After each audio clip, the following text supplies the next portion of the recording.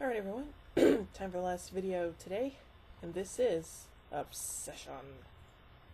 The Federation starship USS Enterprise has sent a landing team to a planet to search for tritanium deposits. While surveying, Captain Kirk notices a sweet honey smell and has his men go on alert.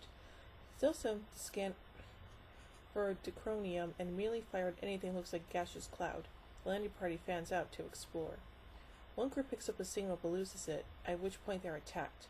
Kirk and Science Officer Spock rush over to the scene, finding 3 crewmen down, 2 dead, the other, Ensign Rizzo, near death. All of the men have had their red blood cells drained of hemoglobin. Kirk fears that the killer is the same entity he had encountered 11 years ago before serving aboard the USS Farragut. As a young lieutenant, Kirk had hesitated in firing the ship's phasers at the creature, which attacked. The encounter killed half the Farragut crew, including Captain Garavik, who was a hero and role model to Kirk, with Kirk and the ship's first officer among the survivors. Even though Kirk was given a commendation by the first officer for bravery in battle, Kirk has felt terrible guilt over this incident ever since. The landing team returns to the Enterprise. Once aboard, Kirk becomes obsessed with finding this entity, feeling guilty that it caused so much damage and then eluded him.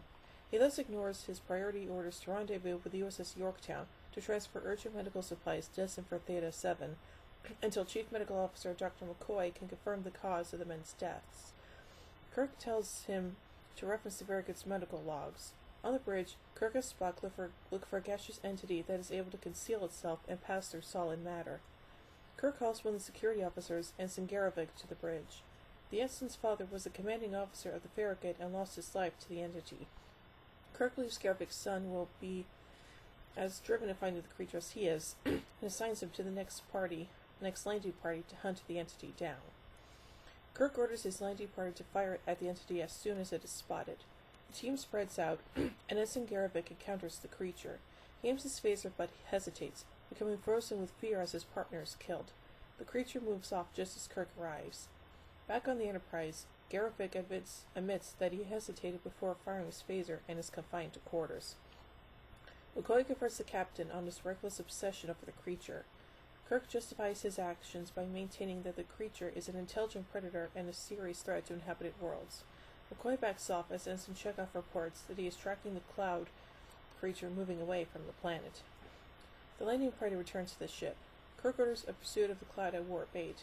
The ship gives chase, but Chief Engineer Scott doubt the Enterprise can sustain the high speeds for long.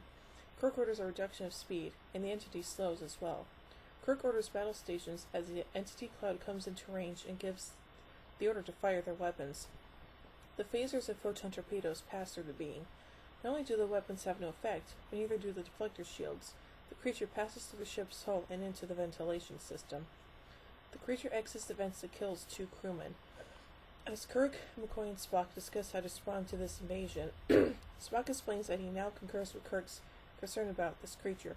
It is intelligent to be able to understand it is under attack and retaliate, and is obviously aggressive enough to want to do so.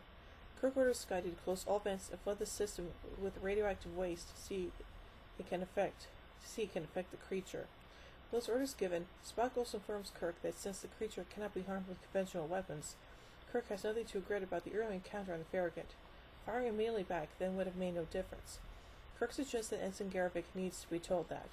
However, when Spock comes to Ensign Garavik's room to do so, the gaseous creature enters through the ventilation system and tries to attack him, but Spock orders the ensign out while the Vulcan attempts to stop the creature. Fortunately for Spock, the creature gets a sample of Spock's Vulcan blood, which repels it due to its alien copper composition. The creature lets Spock go and flees the ship. The creature makes its way to the 4th planet in the Tycho system, and the Enterprise heads there in pursuit. Kirk and Ensign Garavik beam down to the planet with a case that holds an antimatter bomb.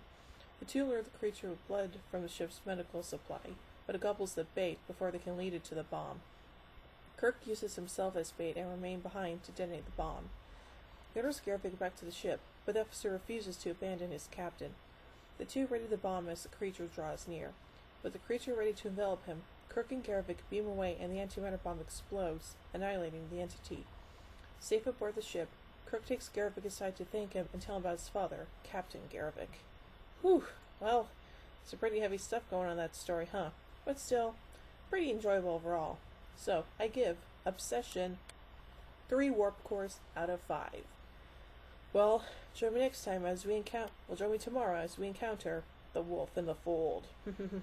So, until then, live long and prosper, everybody.